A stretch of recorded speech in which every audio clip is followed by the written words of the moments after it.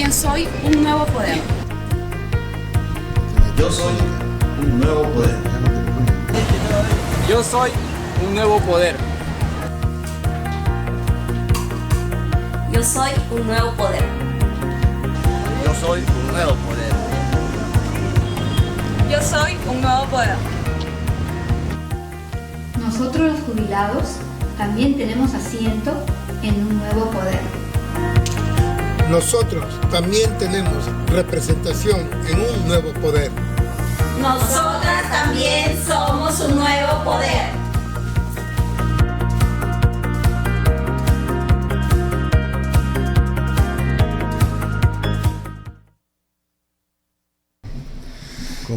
Seguimos, amigas y amigos, en Círculo Virtuoso, y ya se encuentra con nosotros Ricardo Selvallo Saldarriaga, ideólogo y autor del libro, por cierto, de Un Nuevo Poder, para abordar temas de agenda de esta semana. ¿Cómo estás, Ricardo? Buenas tardes, gracias por estar nuevamente en Onda Digital Televisión.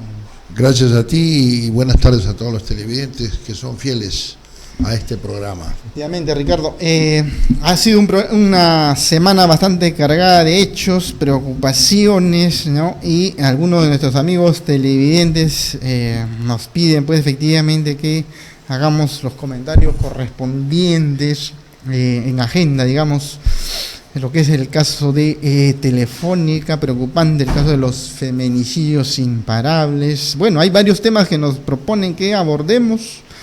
El caso Odebrecht, estafas y propuestas, ¿no? Y bueno, ¿qué propuestas hay, Ricardo? El caso de los ministros, bueno, el caso Petroperú y la ministra de Economía, en fin. Creo que mejor te cedo la palabra para ver sobre qué punto empezamos a abordar, Ricardo, porque hay varios puntos que nuestros amigos nos sugieren, bueno, incluso la regla del sistema de un gobierno. A ver, ¿cómo vamos por ahí? Yo creo que hay que empezar con el tema de Telefónica, que estaba la semana pasada, conversamos sobre... la decisión de Ociptel acertada, aunque tardía, para que Telefónica devuelva el sobreprecio que estaba cobrando a millones de usuarios. Es algo que no esperábamos, seguro, muchos peruanos, que habíamos perdido un poco la fe en una institución como Ociptel, ¿no? Bueno, ¿sabes qué pasa? Hay algunos secretos públicos que yo voy a revelar ahora de Telefónica. Ya. Mira, yo tuve una empresa de telefonía con un amigo del canal. Ya. Hicimos el negocio cuando recién empezaba el 808. Ya. Y éramos parte del sector telecomunicaciones, por esa razón, ¿no? Claro. Ya. Y cuando empezamos a trabajar terminamos mal porque hicimos al final un arbitraje que le ganamos. A Telefónica de España le ganamos, ¿ah? Es como el 11 amigos de Coma le gane a Real Madrid en el Bernabéu, hermano. Sí, pues. Entonces, ¿qué pasó?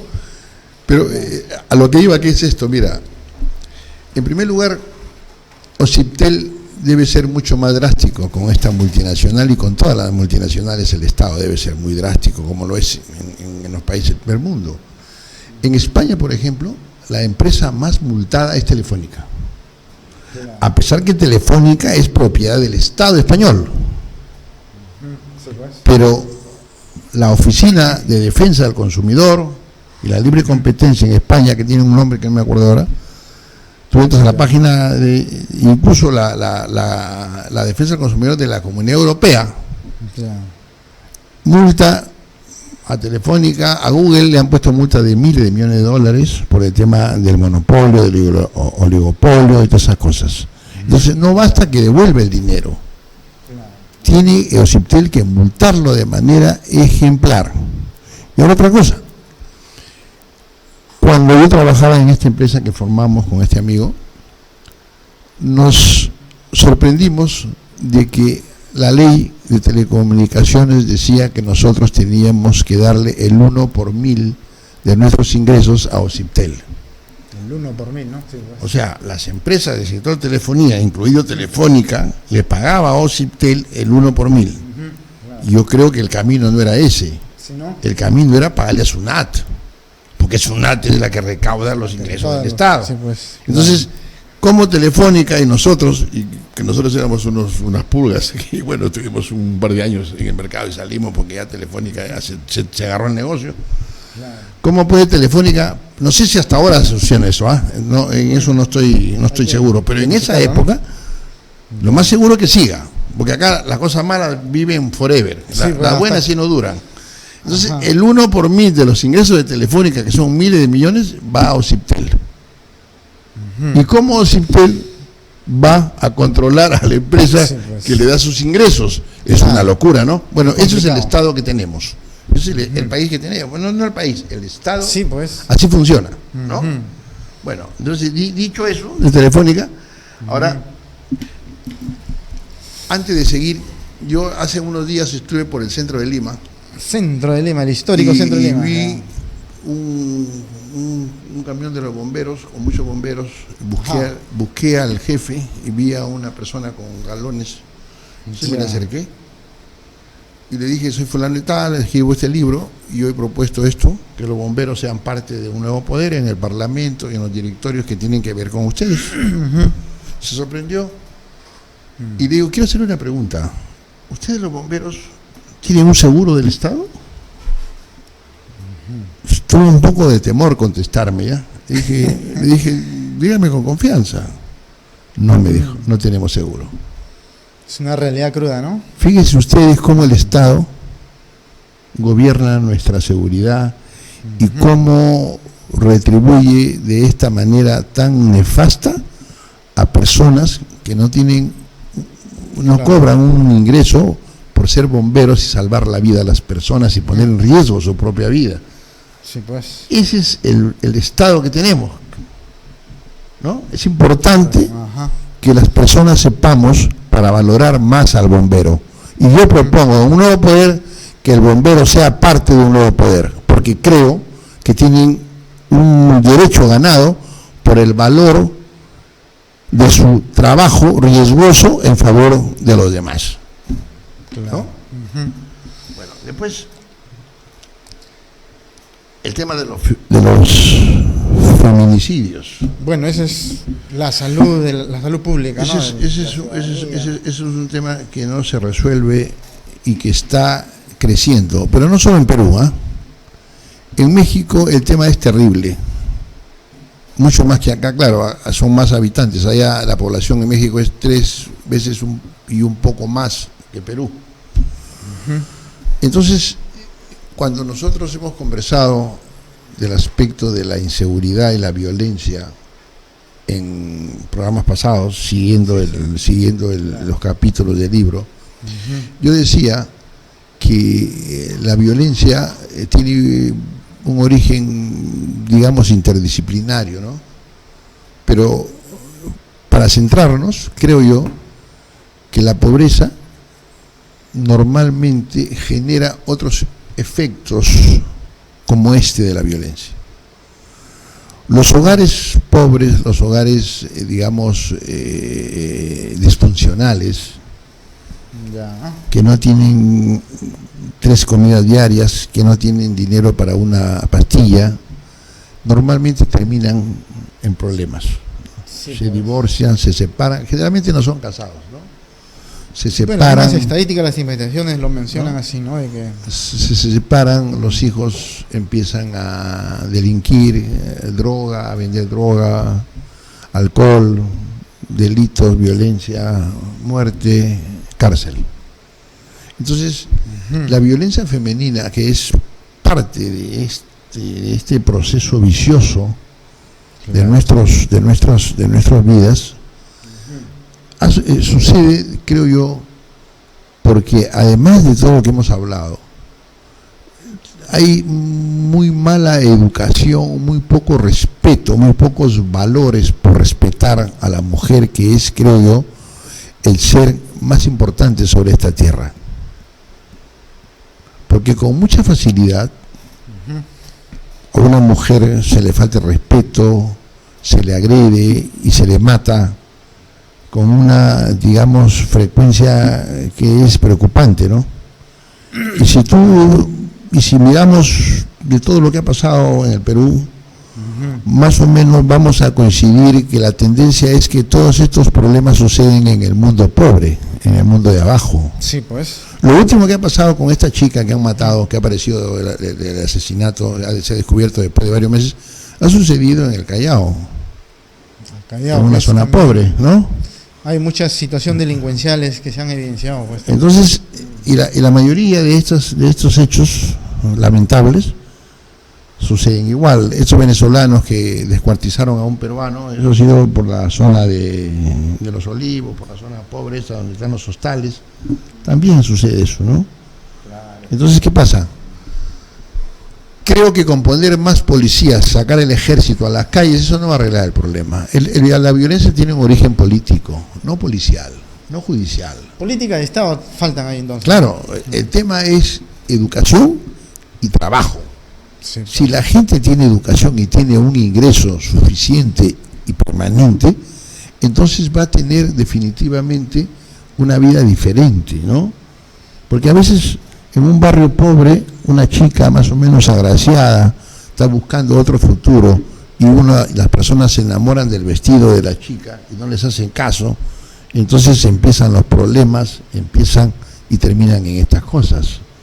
Entonces creo yo que el gobierno, los gobiernos y el Estado peruano y en general de América Latina, te estoy contando el caso de México, hay un gran movimiento en México. En este instante las mujeres van a salir a las calles, pero en México son 105 millones de personas en México, de los cuales la mayoría son mujeres. Y hay estados como Oaxaca que de cada 100 personas 97 son pobres. Entonces el tema es muy delicado y su solución no es inmediata, es un proceso de largo plazo. ¿Cómo abordas, Ricardo, los comentarios? Incluso los columnistas sostienen que al margen de reclamarle mucho al Estado las políticas públicas para recuperar este terreno perdido, lo que tenemos que preocuparnos más bien es por la base social que viene desde el hogar, ¿no? Pero también otros críticos sostienen que aquí lo que está en juego es el rigor de las investigaciones, porque si en nuestro país, en el Perú, que a menudo suceden estos hechos recurrentes de feminicidios o asesinatos, y la Fiscalía lo investigara inmediatamente y no esperar 3 años o 2 años después de desaparecer la persona, recién se revelan las verdades, el escenario fuera otro y se mitigaría ampliamente los feminicidios o los asesinatos en nuestro país. Y por lo tanto está muy bien que estos candidatos que están proponiendo la pena de muerte por aquel que mata a otra persona, está muy bien. ¿Cuál es tu apreciación al respecto desde un nuevo poder? Yo creo que una justicia oportuna, severa, va a reducir estos hechos, pero no va a solucionar el problema. No lo va a solucionar, ¿no? ¿No? Definitivamente tenemos un Estado que no funciona, que no sirve en nada, ¿no? Claro. Entonces, si eso fuera oportuno y las leyes fueran absolutamente ejemplares, se reduciría eso. Pero el origen no es ese. Porque el origen incluso, Ricardo, preocupante, por cierto, es la salud pública y sobre todo el estado de las personas cuando se hablan de que ellos actúan así porque son narcisistas, son indiferentes y porque tú bien hablas, vienen de hogares disfuncionales, de manera que creo que es acertado lo que sostienes. Podría disminuir la cifra, pero la solución en general no se va a advertir. Vamos a tener este problema por muchos tiempos más, ¿no? ¿Cuál sería una medida más acertada? De todas maneras es el Estado que tiene que cargarse con este peso, claro, digamos. Yo lo que creo es que se tiene que actuar en varios aspectos, en varios ámbitos en simultáneo, ¿no? Ya. Por ejemplo, el tema de la educación, el tema del trabajo, el tema de la policía, el tema de la fiscalía, el tema de la sanción ejemplar de los juzgadores, que ya sabemos nosotros cómo funciona, ¿no? Todavía nuestra justicia es precaria, nuestra justicia es la expresión más pura del subdesarrollo, del atraso latinoamericano. Sí. Y esto no sucede solo acá. En Argentina han matado a una joven que ha sido un drama nacional. En México sucede igual, en Paraguay, en Colombia, en todos lados sucede así. Porque tenemos la misma tipología humana, con escasa educación, con necesidades, con carencias de todo tipo. Sí, y esto pues es una bomba atómica, ¿no? Claro. Genera todo este tipo de delincuencia, el mundo lumpen.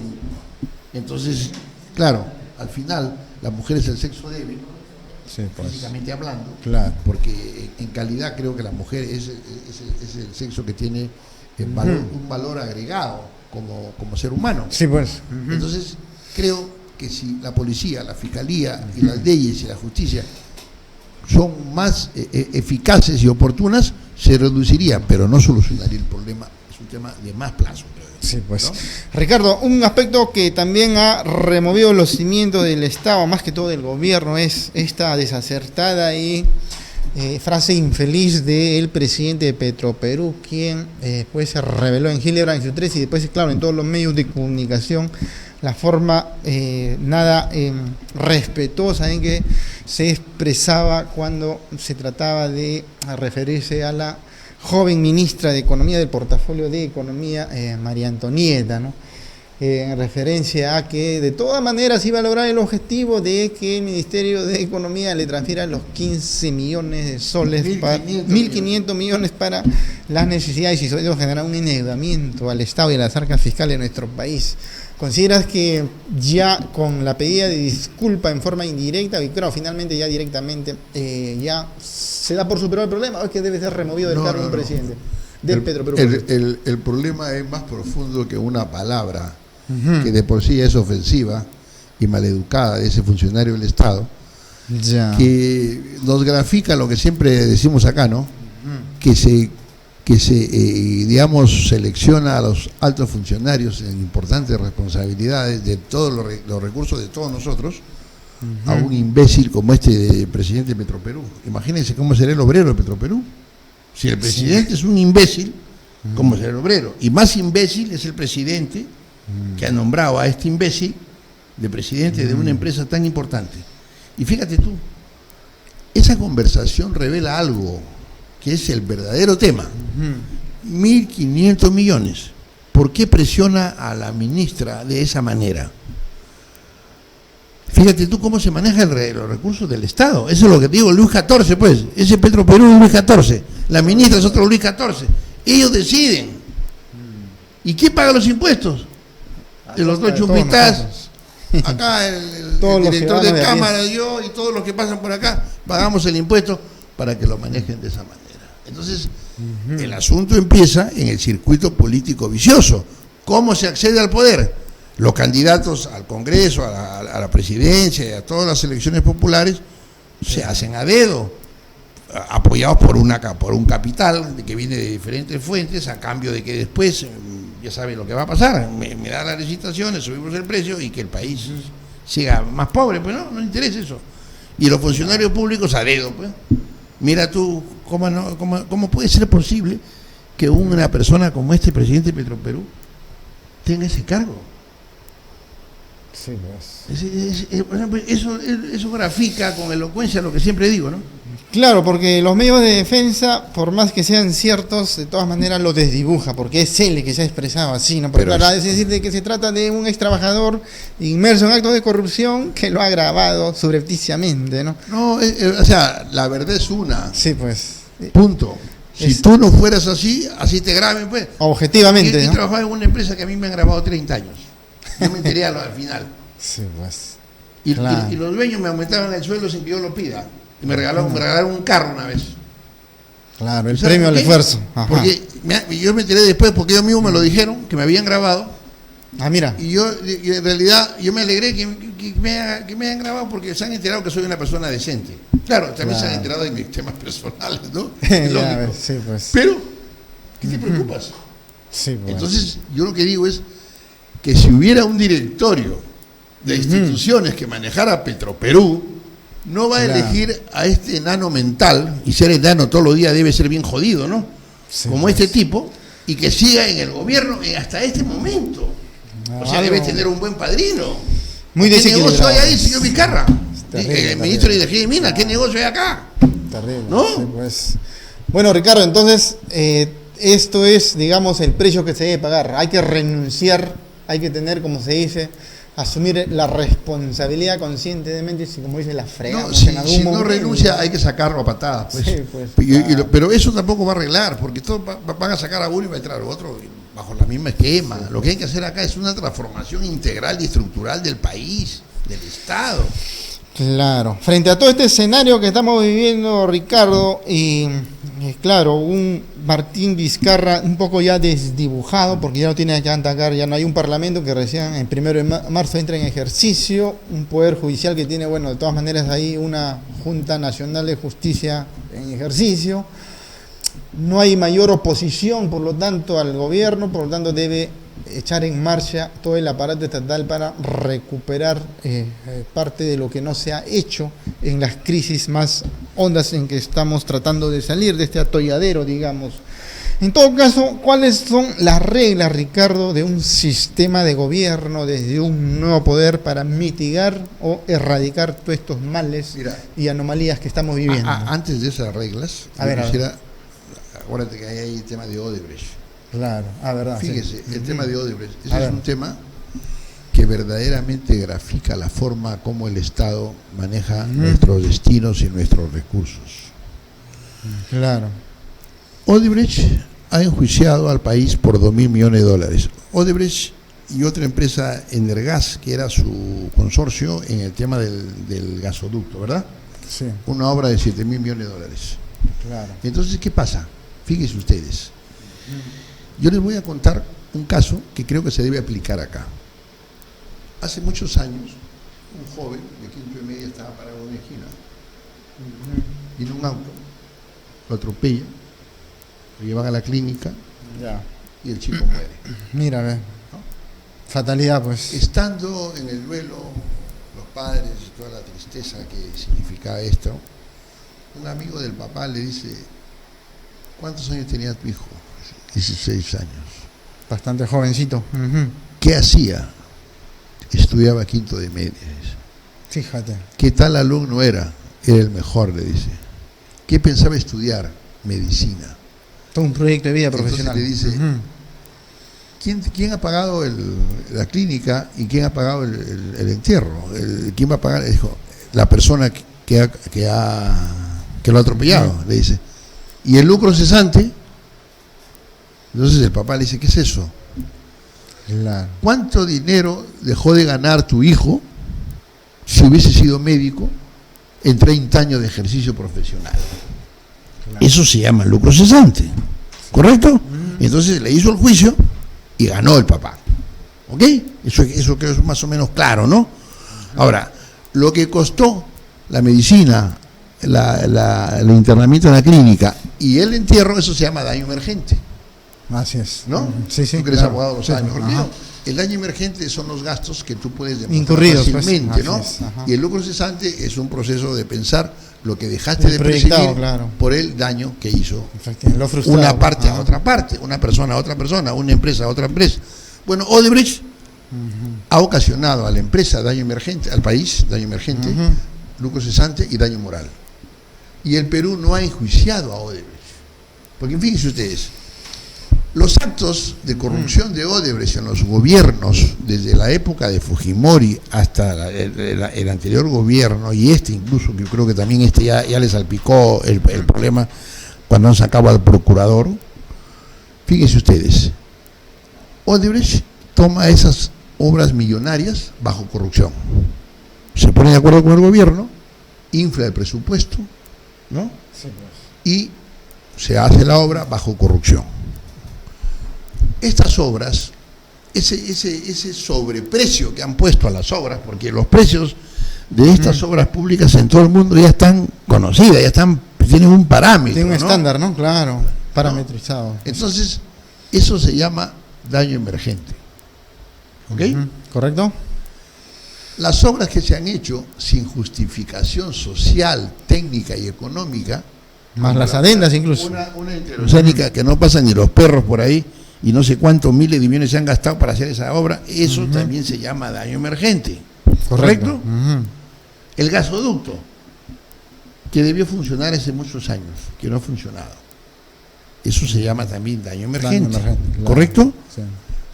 Lo que el país dejó de disfrutar de estas obras en sus momentos oportunos, como el caso del gasoducto, ¿no?